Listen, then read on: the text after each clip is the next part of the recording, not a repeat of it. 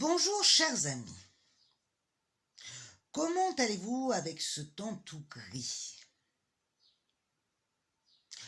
Vous savez ce qu'on dit, il pleut une mouille, c'est la fête à la grenouille. Alors, chère grenouille, je vous souhaite bonne fête. Le moral est toujours là, la force est en nous. Tout est une question de vision, bien entendu, et d'interprétation. Si on veut être fort, on est fort. Et puis après, moins. Ah, c'est la vie. Vous savez, la vie, c'est comme la raison d'être. Ça change, ça bouge, ça tourne. C'est cyclique. Tantôt en haut, tantôt en bas. Tantôt convaincu, tantôt complètement perdu. Ça fluctue. Ça évolue. Et nous évoluons. Du moins, nous essayons. Mais au passage, rien ne nous empêche de nous amuser un peu. Même dans une réalité non souhaitée, on peut en profiter. Quand vous partez en voyage, rien ne vous empêche de vous arrêter pour visiter en chemin. Eh bien, visitons cette 22e vidéo. Je ferai appel à votre avis pour donner le nom de cette vidéo à la fin.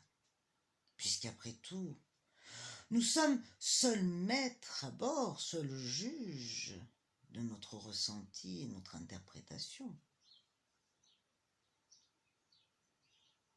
Mais attention,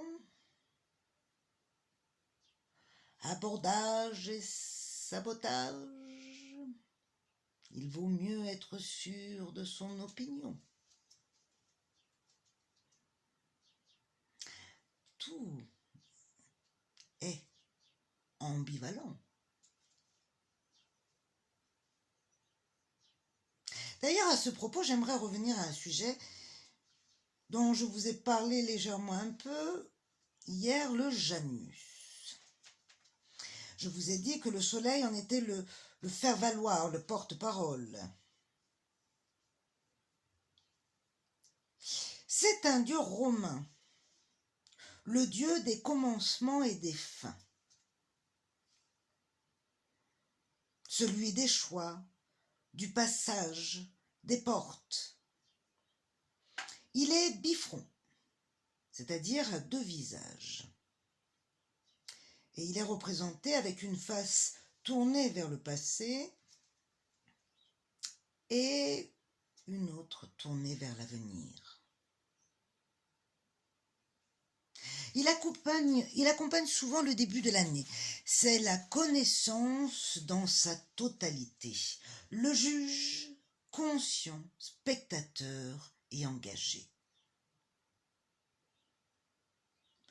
Celui qui sait a le mérite d'être conscient, de moins avoir peur, d'être plus confiant, moins pressé, moins catégorique. Il prend le temps. Il est à l'écoute et il est moins dans le jugement.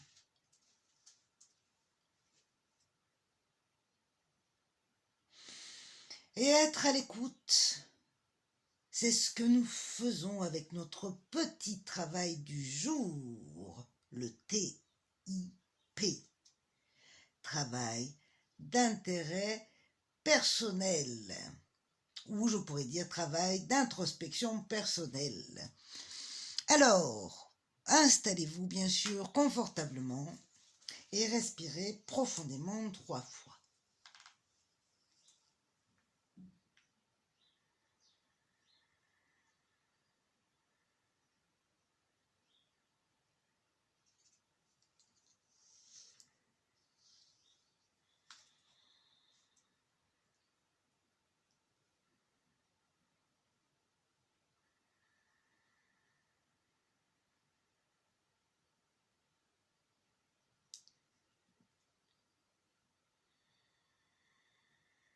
Ok, on est bien. Cette fois-ci, nous allons être à l'écoute de nos bruits intérieurs. Du moins, nous allons essayer. Donc, installez-vous confortablement, fermez les yeux et portez toute votre attention sur les bruits qui se manifestent à l'intérieur de vous pendant 1 minute. Mettez la vidéo sur pause, on se retrouve juste après.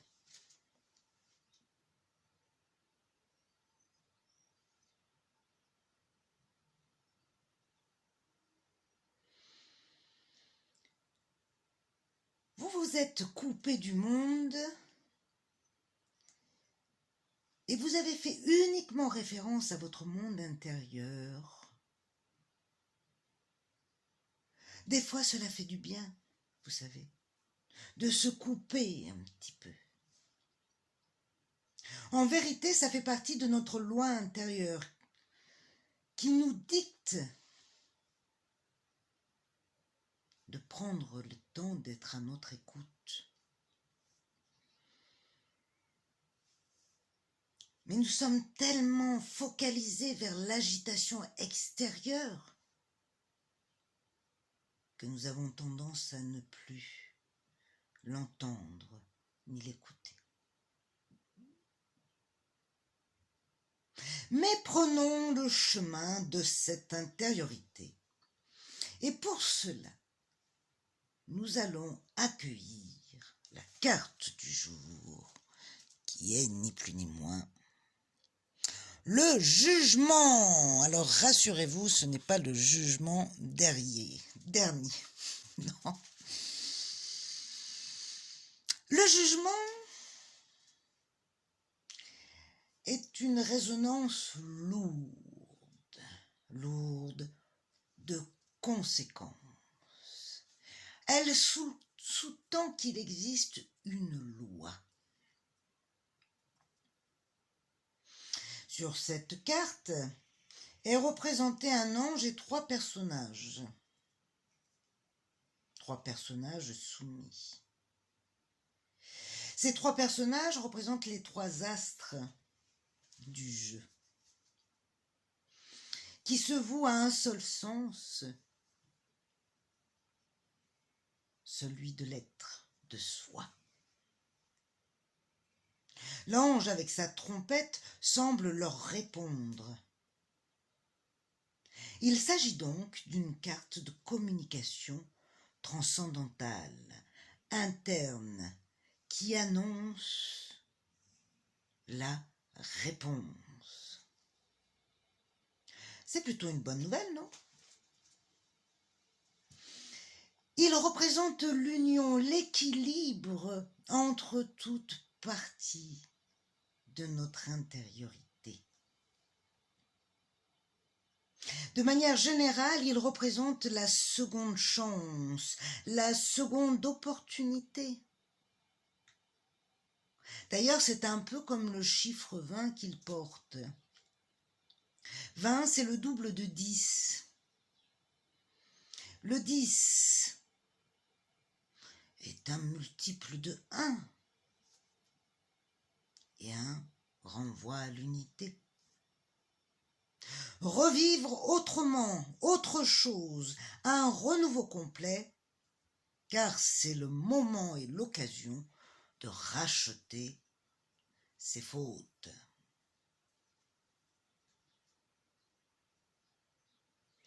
L'image de l'arcane est comparée à Gabriel, l'archange Gabriel, qui, réveillant les morts avec sa trompette, fait sortir du couple, tel l'enfant, l'être de son tombeau. Et c'est alors le retour de l'harmonie sur tous les plans, à tous les niveaux, et le moment d'agir. Il est l'évolution. Cependant, si le jugement est mal orienté, projeté, et plutôt peu éclairé, il représentera une réduction, une gangrène une exclusion.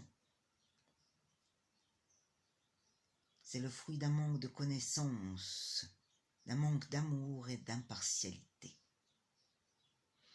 Quand on ne sait pas, on ne comprend pas, et bien souvent on craint.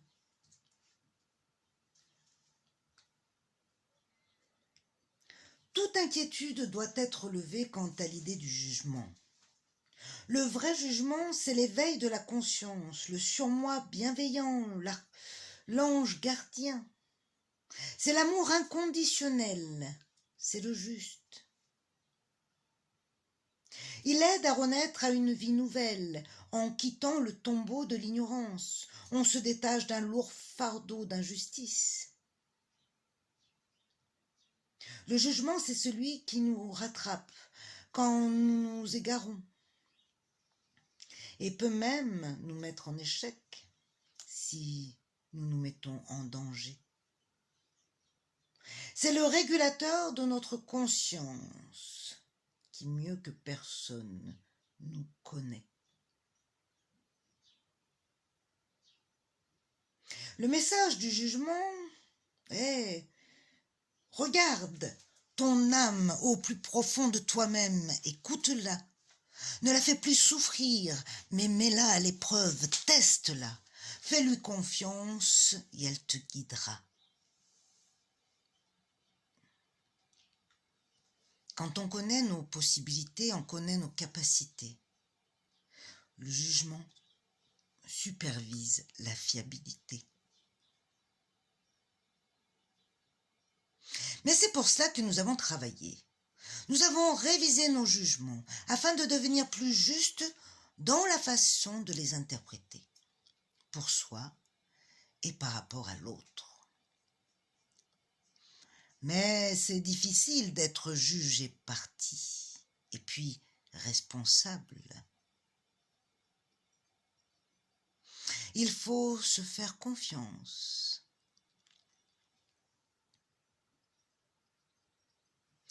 Hier, je vous avais demandé d'évaluer les petits changements que vous pourriez opérer par rapport aux autres. De tomber le masque, de faire naître une nouvelle version de vous-même, d'assumer d'être vous. En clair, d'avoir confiance en vous et de vous aimer suffisamment assez pour assumer vos choix. Malgré la peur de perdre l'autre ou de se perdre soi-même.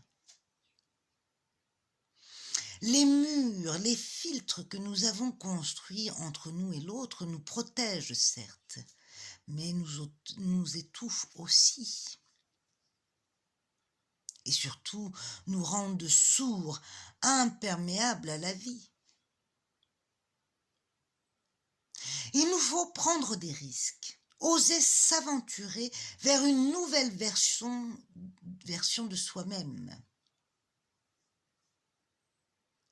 et définir ce que nous allons mettre en avant pour que l'autre nous interprète mieux.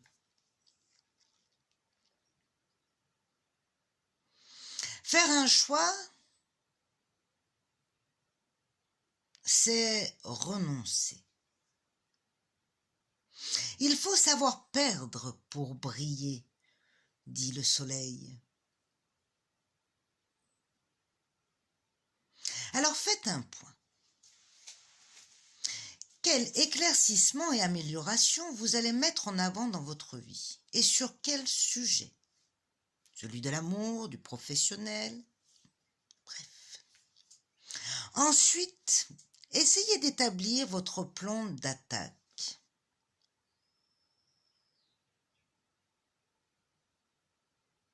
Puis, demandez-vous, qu'est-ce que cela va vous demander? Qu'est-ce que cela va vous coûter? Et pourquoi?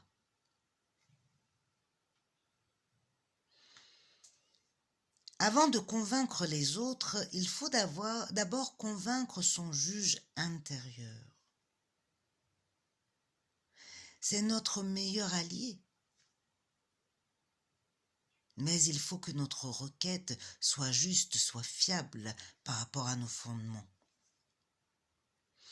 Sinon, ça sera un peu plus compliqué. Mais si vous êtes clair avec vous-même, alors vous êtes paré. Il est temps de passer à la couleur du jour. Je touille.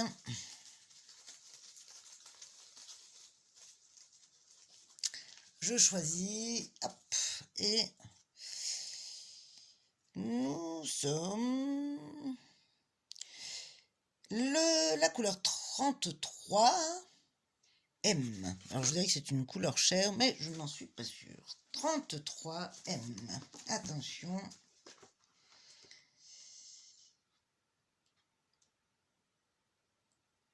C'est ça. Oh, sympathique. Le titre, alors c'est la couleur sable, et le titre c'est Les vacances. Éclairage de la carte. Le temps des vacances se prépare, se déguste et augure une rentrée pleine de bonnes résolutions. Sans ce temps de repos qui fait une brèche dans mes habitudes, ma vie serait identique.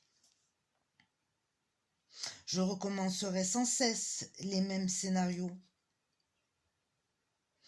Avec ce break dans le rien faire,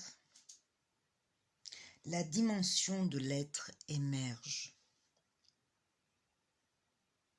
Lorsque l'être se met à dire son mot, il devient impossible d'accepter n'importe quel boulot. La vie prend trop de sens d'un coup. Parfait, comment dire?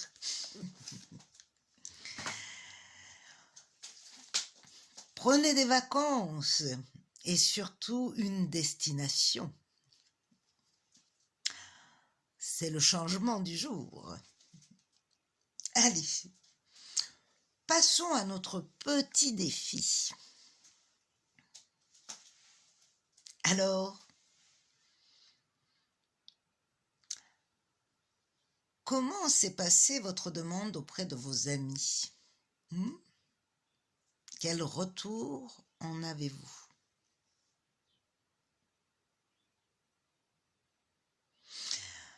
Très bien. Ce n'est pas le sujet ni le défi du jour. Aujourd'hui, je voudrais rester en résonance avec ce principe de Janus, de double. Essayez de construire ou de fabriquer, bien sûr, ça sera plus simple, un double facette, un opposé, de la manière que vous voulez. Ça peut être avec une cuillère, recto verso, bref. Ça peut être coloré d'un côté et de l'autre pas, ça peut représenter le chaud, le froid, le heureux, pas heureux, à vous de voir. Créez votre propre Janus, votre propre double facette, votre opposé. Voilà pour le pratique. Maintenant, on passe à l'anecdote du jour. Le monde semble sombre quand on a les yeux fermés. Alors, chers amis, gardez vos yeux bien ouverts. Je vous souhaite une belle journée. Prenez soin de vous et à demain.